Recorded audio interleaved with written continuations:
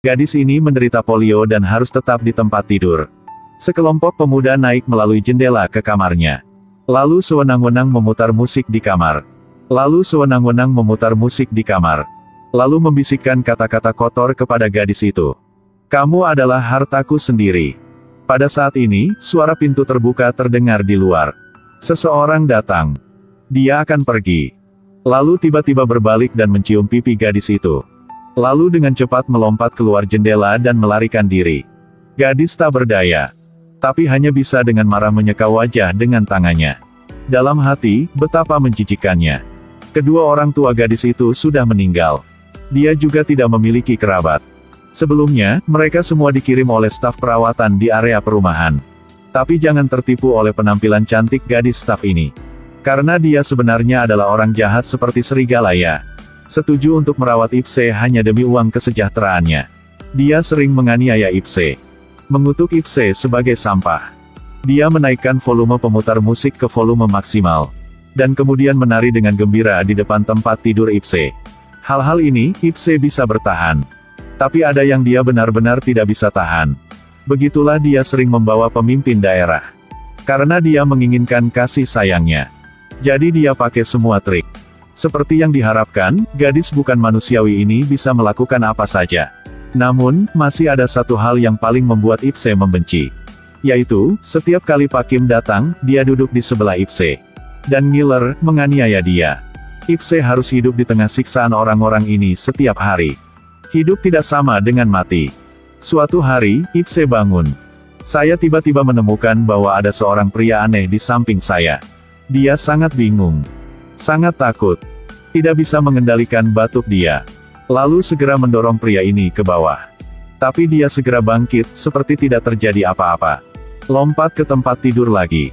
Posisi tidurnya tampak sangat keren. 2-3 detik kemudian mendorong Ipse ke tanah. Setelah dia bangun, dia memeluk Ipse dan segera menjatuhkannya di tempat tidur. Ipse sangat takut. Segera letakkan selimut di atas kepalanya. Tapi dia pergi untuk menarik selimut, mengangkatnya. Ipse segera menikam paku di punggungnya. Ipse jatuh ke tanah. Dan dia berbalik untuk pergi. Ipse pada awalnya mengira dia telah melarikan diri. Tapi aku tidak pernah berharap dia kembali. Bawa dia ke meja. Dia memasak makanan untuknya. Tentu saja Ipse tidak berani makan. Dia mengikatnya Ipse ke kursi. Lalu menekannya ke dekat meja. Dia mencicipi nasi dan kemudian meletakkannya di depan Ipse. Sekarang Ipse bisa memakannya dengan aman. Selesai, dia membawanya kembali ke kamar mandi. Meskipun tindakannya sederhana dan agak kasar. Tapi Ipse bisa merasakan perhatian dan perhatiannya untuknya. Jadi siapa pria ini? Jadi, dia adalah seorang pembunuh yang baru saja keluar dari penjara. Dia juga paman Ipse.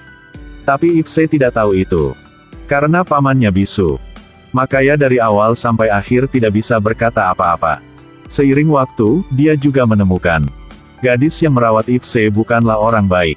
Untuk mengusirnya, dia telah datang dengan segala macam cara bahkan sangat brutal. Sudah baik sekarang. Saya pikir saya mendapat bantuan paman saya. Maka cucunya akan bisa menjalani hidup baru. Tapi prospek bagus ini tidak bertahan lama. Bajingan tetangga naik melalui jendela ke dalam rumah lagi. Berniat untuk menyakiti gadis lumpuh ini di tempat tidur. Namun, dia tidak menyangka bahwa Ipse tidak lagi sendirian. Dia memiliki paman Gangsik untuk melindunginya. Gangsik melihatnya dan langsung memukulnya dengan marah. Karena tidak memberi orang-orang jahat ini kesempatan untuk menyelinap masuk. Gangsik menggunakan panel kayu untuk menutup jendela. Begitu seterusnya. Dengan cara yang sederhana namun brutal, dia melindungi cucunya.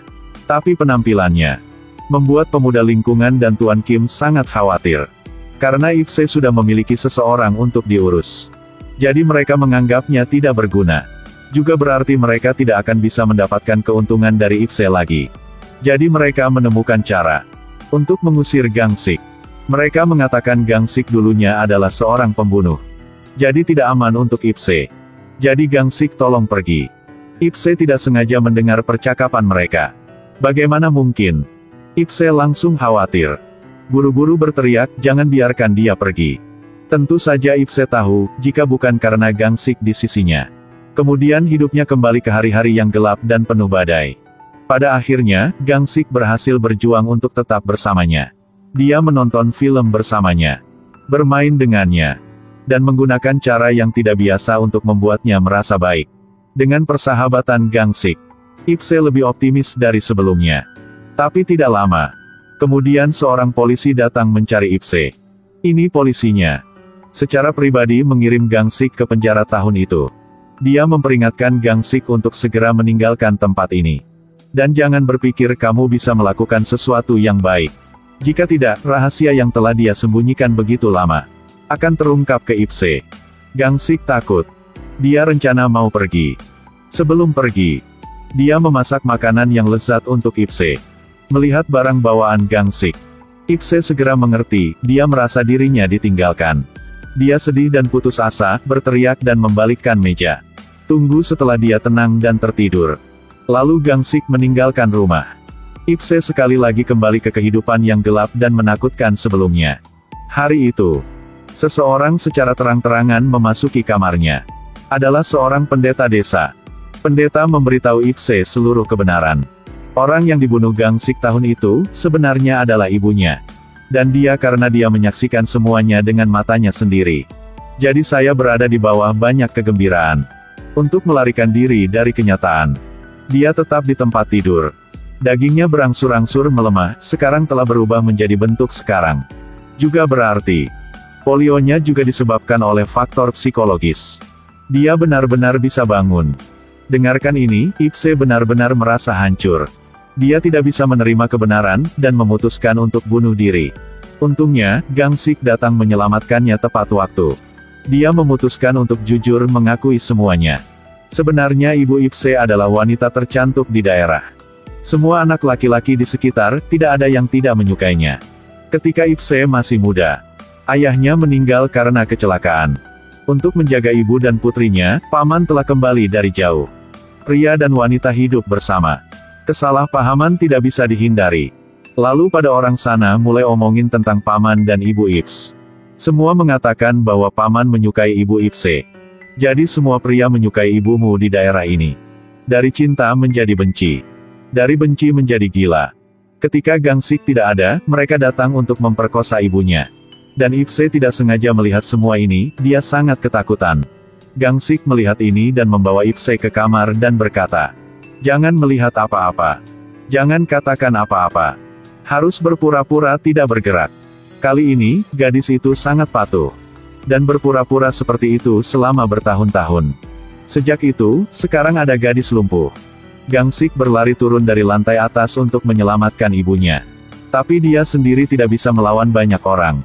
Dan ditangkap oleh binatang buas itu. Dia menyaksikan dengan matanya sendiri bahwa ibu gadis itu dibunuh oleh mereka. Dan mereka menyalahkan semua ini padanya. Kalau-kalau Gangsik akan mengatakan yang sebenarnya. Bajingan ini memotong pita suaranya. Namun, kejahatan yang mengejutkan ini tidak pernah terungkap. Karena di tengah keramaian mereka, ada seseorang yang bisa memadamkan dan menenangkan segalanya. Ipse kecil, yang telah menderita polio selama bertahun-tahun, akhirnya tahu yang sebenarnya. Dia benar-benar berubah menjadi orang yang berbeda, dan memulai rencana balas dendamnya. Ipse kecil, yang telah menderita polio selama bertahun-tahun, akhirnya tahu yang sebenarnya.